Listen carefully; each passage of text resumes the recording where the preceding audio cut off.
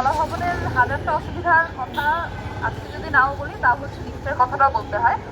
গতকালকেও আমরা জানি যে লিফট অনেকক্ষণ বন্ধ হয়ে গিয়েছিল এবং লিফটের ভিতর শিক্ষার্থীরা আটকা ছিল। এর আগেও একদিন দোতলা থেকে খুব সম্ভবত লিফটটা পড়ে যায় নিচে এবং সেখানে কিন্তু একটা দুর্ঘটনা ঘটতে পারতো, ভাগ্যক্রমে দুর্ঘটনাটা ঘটেনি। এবং এই লিফট পড়ে যাওয়ার ঘটনাও অনেক আগের।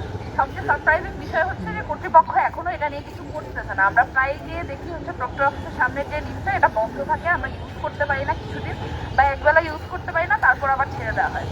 আমরা কিন্তু একটা কনস্ট্যান্ট ঝুঁকির মধ্যে আছি। আর অনেকের 4 তলা 5 তলা 6 তলায়ও ক্লাস থাকে, লিফট ব্যবহার না করে আসলে যাওয়া সম্ভব না।